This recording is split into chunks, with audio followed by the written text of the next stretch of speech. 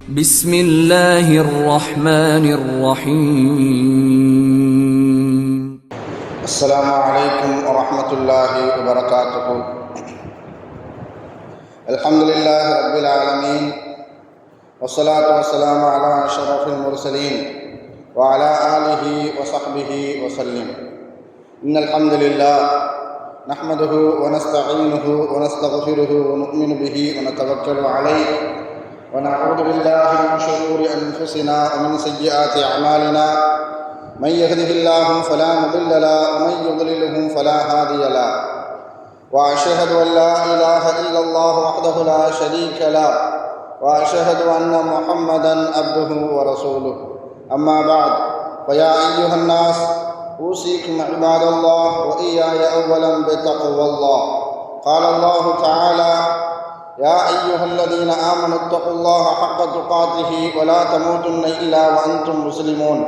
وقال تعالى أيضا: يا أيها الناس اتقوا ربكم الذي خلقكم من نفس واحدة وخلق منها زوجها وبث منهما رجالا كثيرا ونساء، واتقوا الله الذي تساءلون به والأرحام إن الله كان عليكم رقيبا. وقال تعالى أيضا: يا أيها الذين آمنوا اتقوا الله وقولوا قولا سديدا يصلح لكم أعمالكم ويغفر لكم ذنوبكم، ومن يطع الله ورسوله فقد فاز فوزا عظيما. صدق الله العلي العظيم. قال نبينا صلى الله عليه وسلم: فإن الأصدق الحديث كتاب الله، وخير الهدي هدي محمد صلى الله عليه وسلم، وشر الأمور محدثاتها، وكل محدثة بدعة، وكل بدعة ضلالة، وكل ضلالة في النار.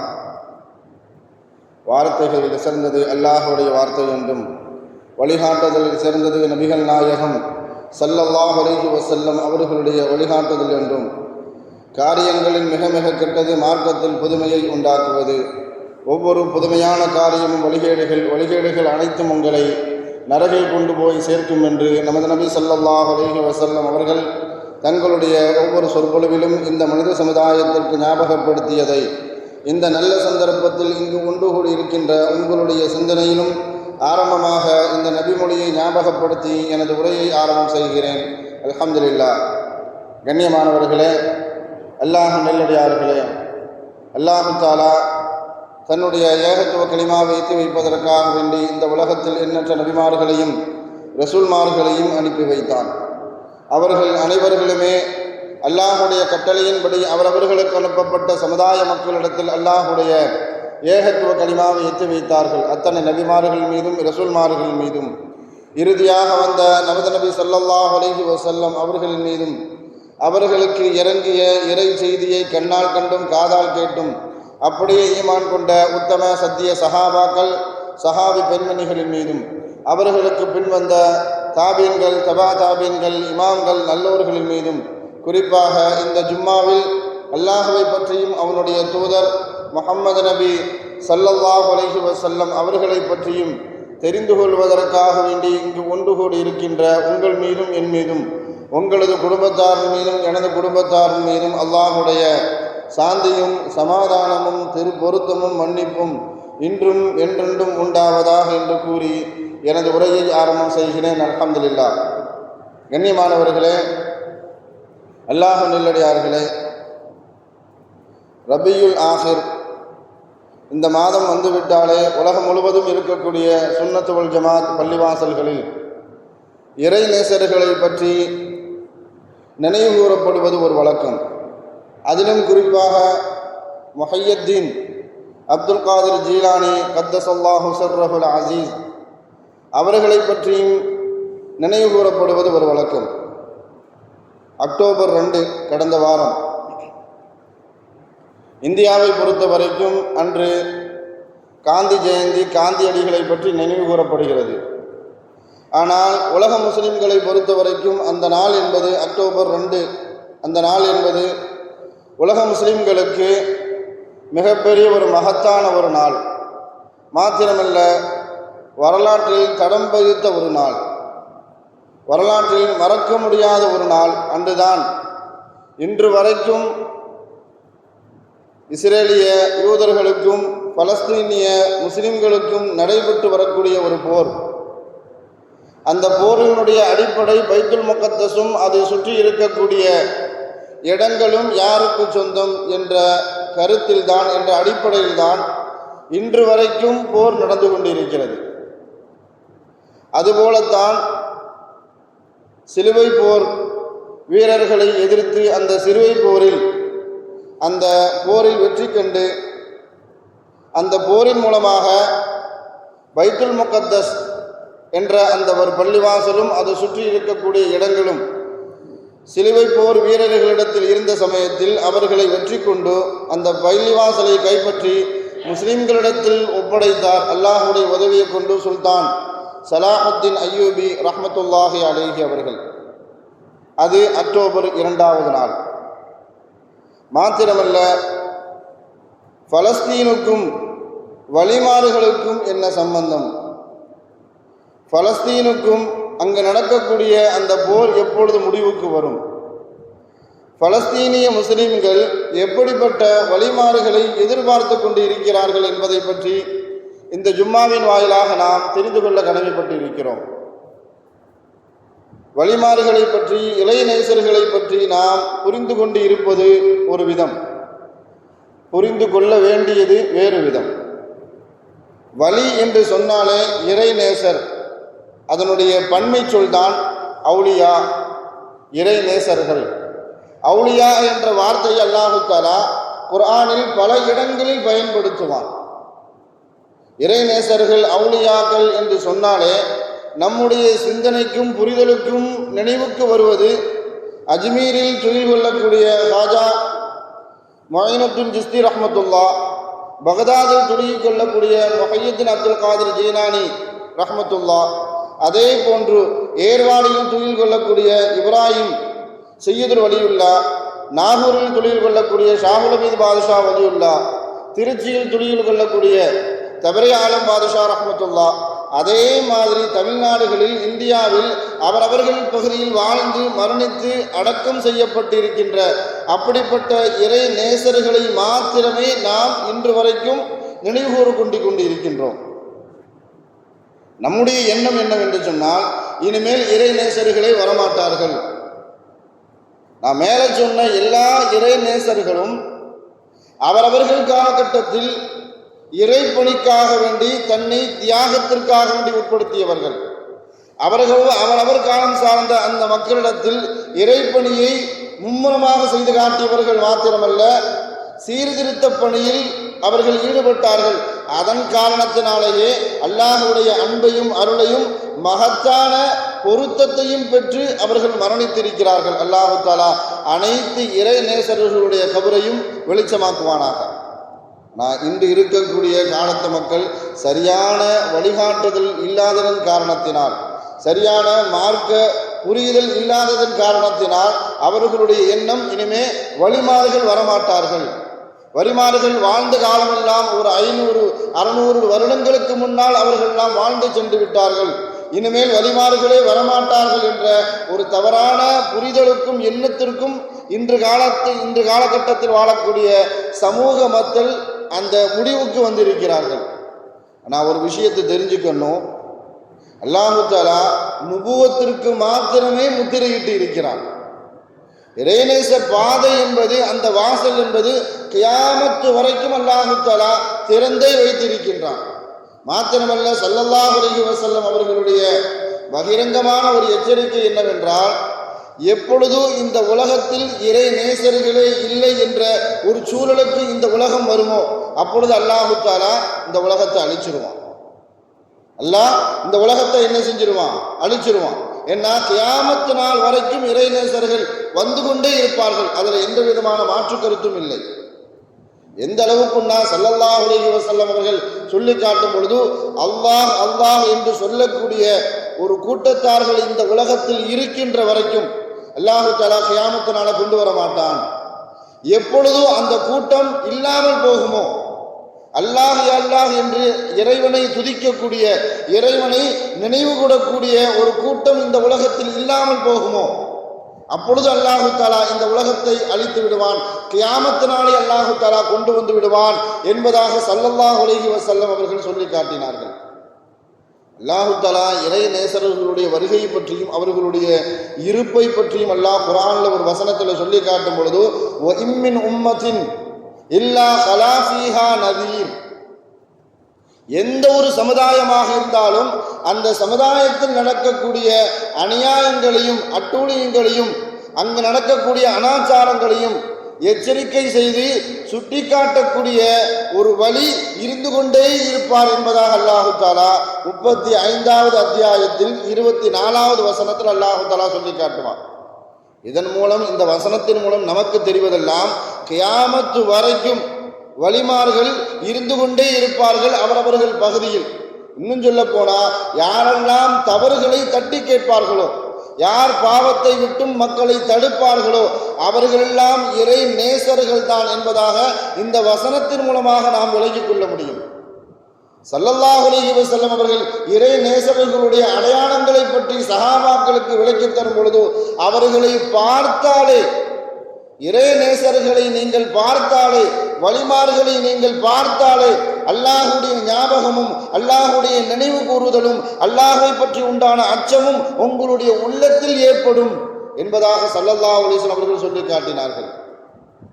அவர்கள் பேசிய ஒரு வார்த்தையை நீங்கள் கேட்டால், அவர்களுடைய சொல்லை கேட்டால் உங்களுடைய அமல்கள் அதிகரிக்கும், உங்களுடைய நன்மையான காரியத்தில் நீங்கள் ஆசையும் ஆர்வமும் பட்டும் அந்த செயலில் ஈடுபடுவீர்கள் என்பதாக இறைநேசர்களை பற்றி, அவுலியாக்களை பற்றி, வலிமார்களை பற்றி ஸல்லல்லாஹு அலைஹி வஸல்லம் அவர்கள் இப்படி அடையாளப்படுத்தினார்கள். பலஸ்தீனிய மக்கள் எப்படிப்பட்ட இறை நேசர்களை எதிர்பார்த்து கொண்டு இருக்கிறார்கள் என்பதை பற்றி நாம் தெரிந்து கொள்ள வேண்டும். அவர்கள் எதிர்பார்க்கக்கூடிய அந்த வலிமார்கள் எங்கு இருக்கிறார்கள், எப்படி இருக்கிறார்கள், எத்தனை பேர் இருக்கிறார்கள் என்பதை பற்றியும் நாம் தெரிந்து கொள்ள வேண்டும். பலஸ்தீனிய மக்கள் எதிர்பார்க்கக்கூடிய அந்த வலிமார்கள் அவர்கள் தான் அபுதால்கள் என்று சொல்லக்கூடிய இறை நேசர்கள். அவர்கள் வாழக்கூடிய பகுதி ஷாமில் இருக்கிறாங்க.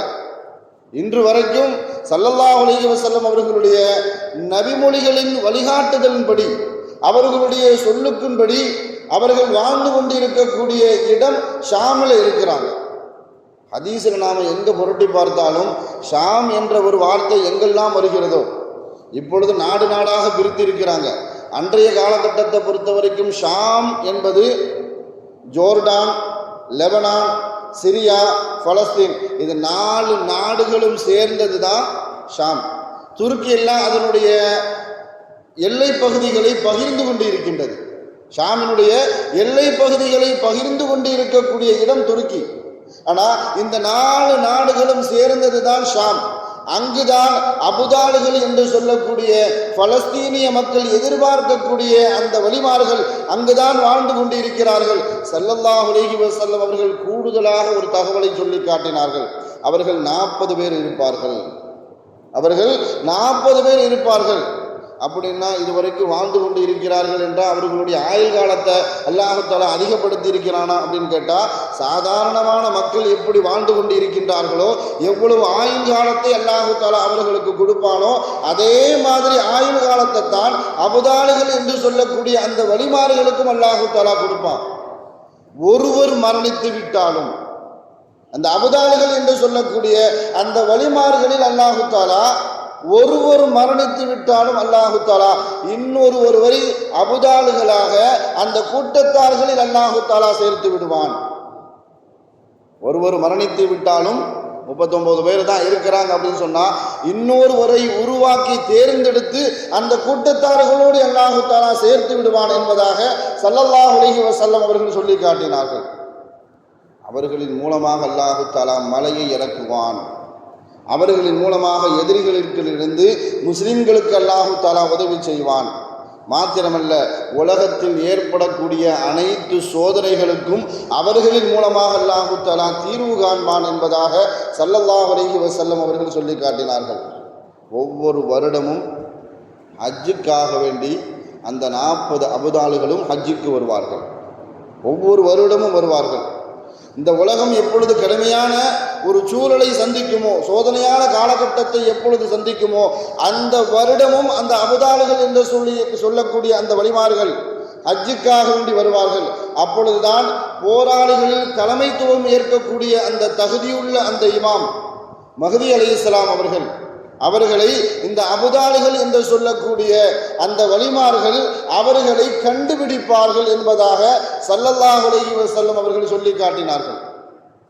மஹ்தி இமாம் பிறந்துட்டாங்களா அல்லது இனிமேதான் பிறக்கணுமா அல்லது எப்படி வாழ்ந்துகிட்டு இருக்கிறாங்க, எங்கு வாழ்ந்து கொண்டு இருக்கிறார்கள் என்பதை பற்றியெல்லாம் ஸல்லல்லாஹு அலைஹி வஸல்லம் அவர்கள் சொல்லி காட்டும் பொழுதோ அவர்களுடைய பிறப்பு ரகசியம், அவர்களுடைய குழந்தை பருவம் ரகசியம், அவர்களுடைய வாலிப பருவம் ரகசியம், அவர்களுக்கு எப்பொழுது 40 வயது ஆகுமோ, இந்த உலகம் பெரிய அளவுக்கு எந்த அளவுக்கு சோதனைக்கு உள்ளாக்கப்படுமோ, எப்பொழுது அபுதாலுகள் என்று சொல்லக்கூடிய அந்த வழிமார்கள் ஹஜ்ஜுக்காக வந்து செல்வார்களோ அங்கு மஹ்தி அலைஹிஸ்ஸலாம் அவர்களை கண்டுபிடிப்பார்கள். எப்படி கண்டுபிடிப்பார்கள், எதில் வைத்து கண்டுபிடிப்பார்கள், அனைத்தையுமே ஸல்லல்லாஹு அலைஹி வஸல்லம் அவர்கள் தெளிவுபடுத்தி இருக்கிறார்கள். தவாப் செய்து கொண்டு இருக்கும் பொழுது ருக்குனே யமானுக்கும் மகாமே இப்ராஹிமுக்கும் மத்தியில் உள்ள இடத்தில் அந்த அபுதாலுகள் 40 பேரும் மஹ்தி இமாம் அலைஹி வஸலாம் அவர்களை அந்த இடத்தில் வைத்து கண்டுபிடித்து அடையாளப்படுத்துவார்கள். அந்த நேரத்தில் தான் மஹ்தி இமாமினுடைய வெளிச்சமே வரும். ஏன்னு சொன்னால் போலிகள் நிறைய பேர் என்ன செய்கிறாங்க, நடமாடிக்கொண்டு இருக்கிறார்கள். சமீபத்தில் ஒரு 4 மாதத்துக்கு முன்பாக கூட சென்னையில் உள்ள ஒரு பள்ளிவாசல் இருக்கக்கூடிய ஒரு ஆலிம் தன்னை மஹ்தி, நான் தான் மஹ்தி அப்படின்னு சொல்லி என்ன செஞ்சார், ஒரு 4 மாதத்துக்கு முன்னாடி அடையாளப்படுத்தினார்.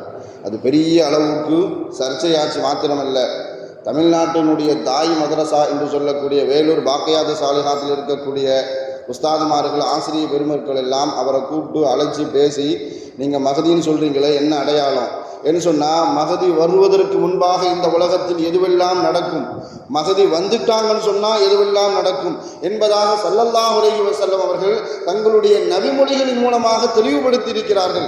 இந்த அடையாளம் எதுவுமே இல்லையே, எதை வைத்துக்கொண்டு உங்களை நீங்கள் மஹ்தி என்று சொல்லுகிறீர்கள் என்று கேட்ட நேரத்தில் முன்னுக்கு பின்னாக என்ன செஞ்சார், முரணாக பேசி மாட்டிக்கொண்டார்.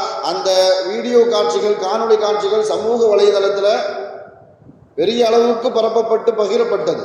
அதையெல்லாம் நம்ம பார்த்துருப்போம். ஆனால் மஹ்தி அலைஹிஸ்ஸலாம் வரக்கூடிய நேரத்தில் தவாஃபில் வைத்து ருக்குனே யமாம் மகாமே இப்ராஹிம் அந்த 2 பகுதிகளுக்கு மத்தியில் இந்த அபுதாலுகள் அவர்களை, இந்த இறைநேசர்கள் அவர்களை கண்டுபிடிப்பார்கள். முதலாக அவர்களை கொண்டு பையத்து செய்யக்கூடியவர்கள் இந்த 40 பேர் என்ன செய்வாங்க, இவர்தான் மஹ்தி என்று பையத்து செய்வார்கள். அதன் பிறகு ஈரான் வாசிகள் பையத்து செய்வார்கள். அதன் பிறகு துருக்கி வாசிகள் இமாம் மஹ்தி அலைஹிஸ்ஸலாம் அவர்களை கொண்டு பையத்து செய்வார்கள். யார் எதிர்பார்க்கிறார்களோ இல்லையோ, ஈரான் வாசிகள் மஹ்தி அலைஹிஸ்ஸலாம் அவர்களை எதிர்பார்த்து கொண்டிருக்கிறார்கள். ஏன்னா ஸல்லல்லாஹு அலைஹி வஸல்லம் அவர்களுடைய சுப செய்தியில் ஒன்றும், அவர் என்னுடைய குடும்பத்தை சார்ந்தவராக இருப்பார், என் பெயர் உடையவராக இருப்பார், என் வாப்ப பெயர் எதுவோ அதுதான் அவருடைய வாப்ப பெயராக இருக்கும், தந்தையின் பெயராக இருக்கும் என்பதாக ஸல்லல்லாஹு அலைஹி வஸல்லம் அவர்கள் தெளிவுபட மஹ்தி அலைஹிஸ்ஸலாம் அவர்களுடைய வருகையை பற்றியும் அவர்களுடைய குடும்பத்தினுடைய சரிதையை பற்றியும் ஸல்லல்லாஹு அலைஹி வஸல்லம் அவர்கள் பயோடட்டாவை அப்படியே சொல்லியிருக்கிறாங்க. ஸல்லல்லாஹு அலைஹி வஸல்லம் அவர்கள் மஹ்தி அலைஹிஸ்ஸலாம் ஒருவேளை வந்துட்டாங்க அப்படின்னு சொன்னால் இந்த உலகத்தில் 4 பெரும் யுத்தங்கள் நடக்கும் என்பதாக ஸல்லல்லாஹு அலைஹி வஸல்லம் அவர்கள் சொல்லி காட்டினார்கள்.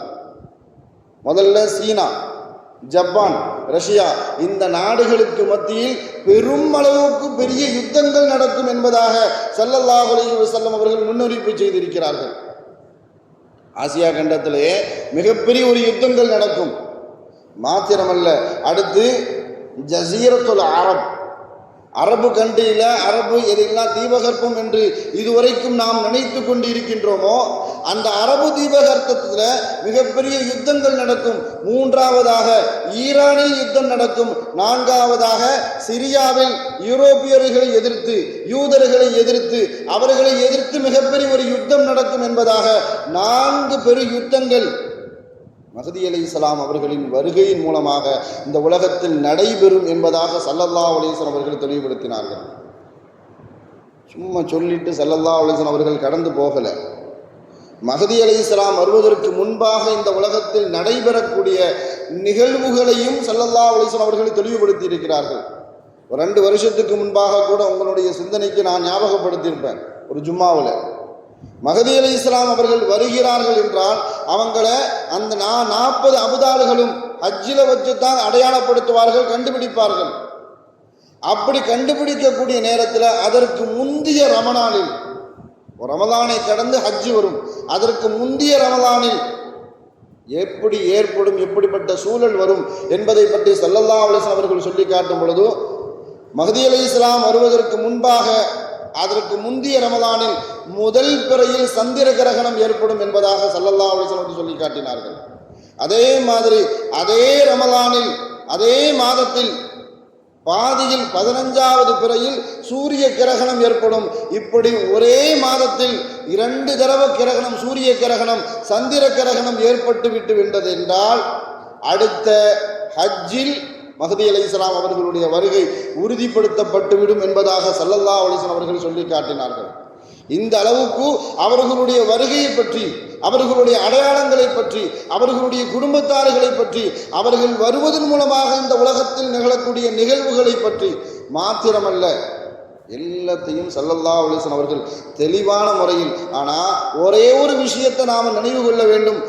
அந்த மஹதி அலைஹிஸ்ஸலாம் அவர்களுடைய தலைமை தாங்குவதற்காக வேண்டி அவர்களுக்கு கீழே இருக்கக்கூடிய அபுதால்கள் என்றவர்கள் அனைவர்களுமே இறை நேசர்களாக இருப்பார்கள். இறை நேசர்களின் மூலமாகத்தான் இன்ற இஸ்ரேலிய பயங்கரவாதத்தினுடைய அந்த போர் கடைசியில முடிவுக்கு கொண்டு வரப்படுவது அல்லாஹுடைய வழிமாறுகளை கொண்டு, அல்லாஹுடைய அவுலியாக்களை கொண்டு, அல்லாஹுடைய இறை நேசர்களை கொண்டு தான். அந்த இறை நேசர்களுக்கு தலைமை தாங்கக்கூடிய மிகப்பெரிய ஒரு தளபதியாக இமாம் மஹதி அலைஹிஸ்ஸலாம் அவர்கள் இருப்பார்கள் என்பதாக குர்ஆனில் நமக்கு மிகப்பெரிய ஒரு வழிகாட்டுதல். இறை நேசர்களோடு எப்பொழுதுமே உங்களுடைய தொடர்பை ஏற்றுக்கொள்வதற்கும் தொடர்பை ஏற்படுத்திக் கொள்வதற்கு நமக்கு முன்னுதாரணமாக வழிகாட்டுதலாக இருக்கக்கூடிய மிகப்பெரிய ஒரு அத்தியாயம் சூரத்துல் கஹஃப். நிறைய தடவை அந்த சூறாவை ஓதி பார்த்துருப்போம், தர்ஜுமாவை படித்து பார்த்துருப்போம். அதில் இருக்கக்கூடிய சில வரலாறுகளை நாம் ஜும்மாவின் வாயிலாக, பயான்களின் வாயிலாக நாம் நிறைய பேசியிருப்போம், நிறைய கேட்டிருப்போம். அதில் ஒரு விஷயத்தை அல்லாஹு தஆலா இந்த சமூக மக்களுக்கு அழகான முறையில் ஒரு விஷயத்தை பதிவு செய்வான். என்ன விஷயம் அப்படின்னு சொன்னால், ஒரு இறை தூதர் ஒரு வழியை தேடி சென்று சந்தித்த ஒரு தருணத்தை அல்லாஹு தஆலா சூரத்துல் கஹஃப்ல பதிவு செய்வான். அதாவது வழியாக இருக்கக்கூடிய ஹிதர் அலைஹிஸ்ஸலாம் அவர்கள் மிக பெரும் வேதம் கொடுக்கப்பட்ட முதல் நபராக இருக்கக்கூடிய மூசா அலைஹிஸ்ஸலாம் என்று சொல்லக்கூடிய ஒரு இறை தூதர், ஒரு ரசூல், ஒரு வழியை தேடிச் சென்று, ஒரு இறை நேசரை தேடிச் சென்று சந்திப்பதற்குண்டான காரணம் என்ன? இல்லை, முஃபஸ்ஸிரீன்கள் அழகான முறையில் என்ன செய்வாங்க, விளக்கி தருவார்கள். ஒரு இறை தூதர் எதற்காக வேண்டி ஒரு இறை வழியை, ஒரு இறை நேசரை எதற்காக வேண்டி சந்திக்க வேண்டும், அதன் மூலமாக இந்த சமூகத்திற்கு கிடைக்கக்கூடிய பாடங்கள், அதன் மூலமாக இந்த சமூகத்திற்கு கிடைக்கக்கூடிய வழிகாட்டுதல், படிப்பினைகள் என்ன என்பதாக முஃபஸ்ஸிரீன்கள் நமக்கு அழகாக சொல்லித் தரும் பொழுது என்னன்னு சொன்னால், ஒரு இறை நேசர் ஒரு பழக்கத்தை, ஒரு வழிமுறையை செய்கிறார் என்று சொன்னால் அது சாதாரணமான பழக்க வழக்கம்தான். அது ஷரியத்தாகவோ மார்க்கமாகவோ சுன்னத்தாகவோ மாற்றப்படாது, அது அங்கீகரிக்கப்படாது. பொதுவாக சொல்லதா இருந்தால் அது மார்க்கமாக அங்கீகரிக்கப்படாது. ஆனால் அதுவே ஒரு வேதம் கொடுக்கப்பட்ட ஒரு நபி அல்லது ஒரு வேதத்தை பின்பற்றக்கூடிய ஒரு ரசூல், ஒரு நபி ஒரு காரியத்தை செய்கிறார் என்று சொன்னால் அது மார்க்கமாக பார்க்கப்படும், அது ஷரியத்தாக பார்க்கப்படும், மாத்திரமாக அது சுன்னத்தாக ஆக்கப்படும். ஒரு இறை நேசரையரை சந்திக்க செல்வது குர்ஆனின் மூலமாக கஹஃப் சூராவுடைய வழிகாட்டுதலின்படி அது மிகப்பெரிய ஒரு வழிகாட்டுதல் மாத்திரமல்ல, அது ஷரியத், அது மிகப்பெரிய ஒரு மார்க்கம், நபிமார்களுடைய சுன்னத்து என்பதை அல்லாஹு தஆலா இதன் மூலமாக இந்த சமூக மக்களுக்கு விளக்கி தருவான்.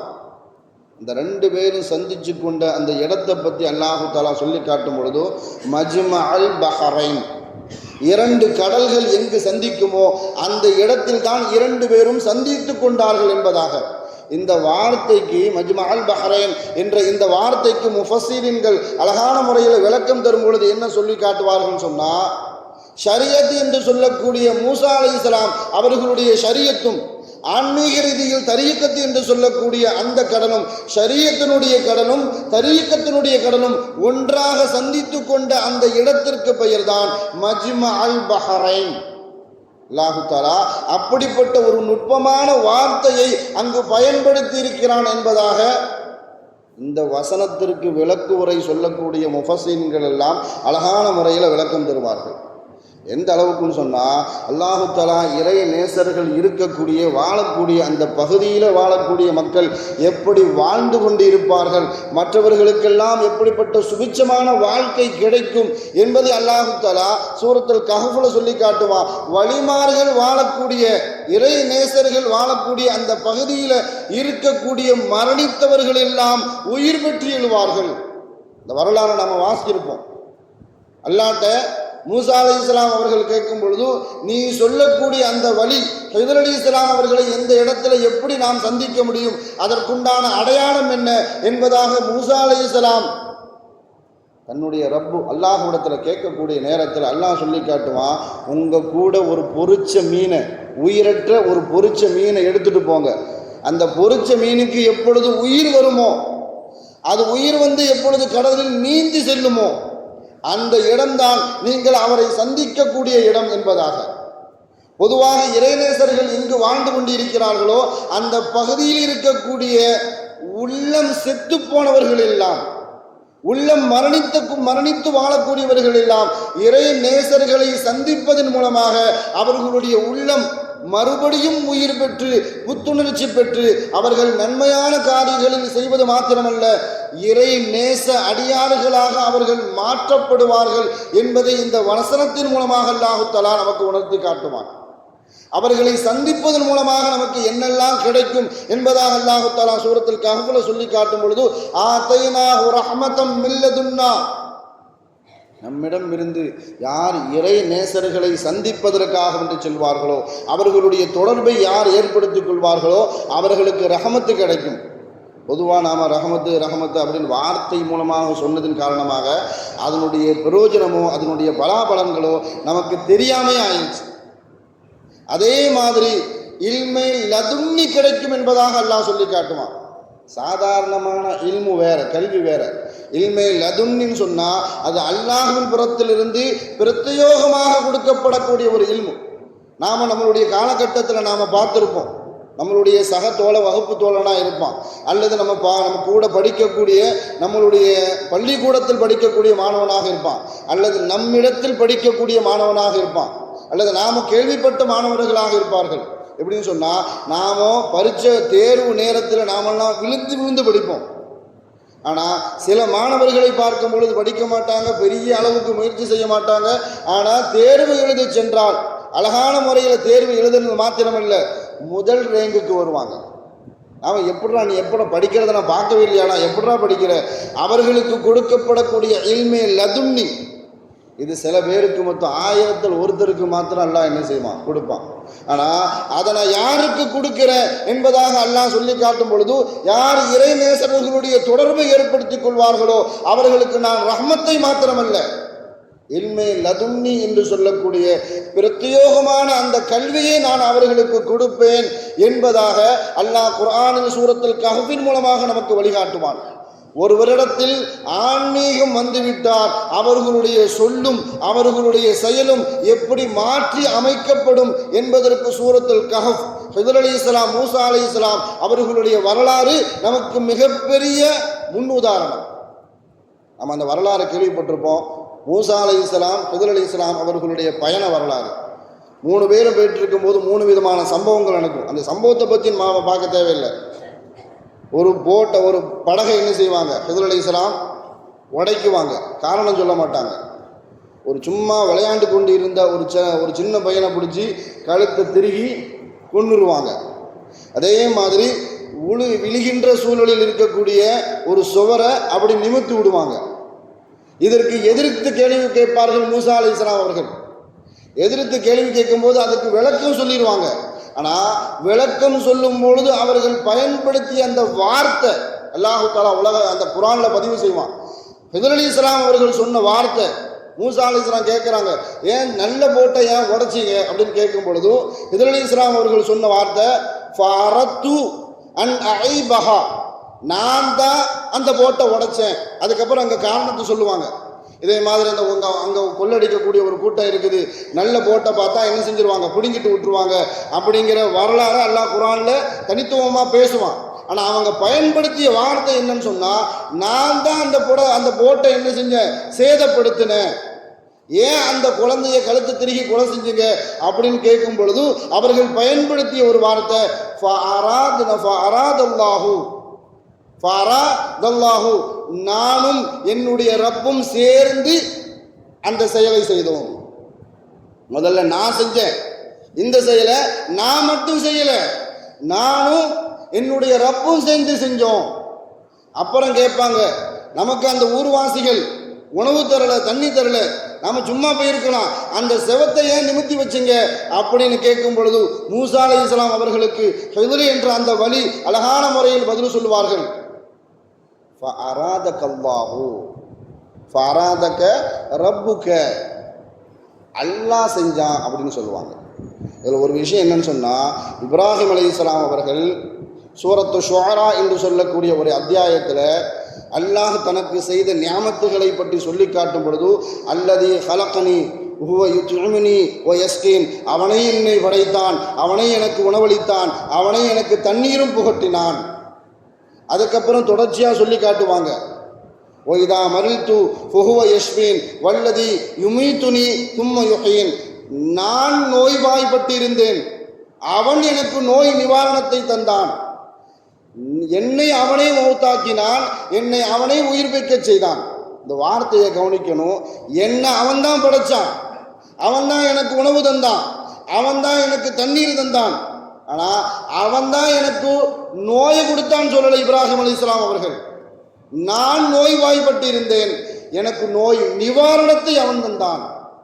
இந்த வசனங்களின் மூலமாக ஹித்ர் அலைஹிஸ்ஸலாம் அவர்கள் சொல்வதன் மூலமாக, இப்ராஹிம் அலைஹிஸ்ஸலாம் அவர்களுடைய கூற்றின் மூலமாக நமக்கு கிடைக்கக்கூடிய ஒரு பாடம் என்னன்னு சொன்னால், யாருடைய உள்ளத்தில் வலி என்ற அந்த ஆன்மீகம் யாருடைய உள்ளத்தில் வந்து விட்டதோ அவர்களுடைய சொல்லும் செயலும் எப்படி மாறிடும் சொன்னால், ஆரம்பத்தில் எந்த ஒரு நற்காரியமாக இருந்தாலும் சரி அது அல்லாஹ்வின் பக்கம் சேர்த்து வைப்பார்கள். எந்த ஒரு நற்காரியமாக இருந்தாலும் சரி அல்லாஹ்வின் பக்கம் சேர்த்து வைப்பார்கள்.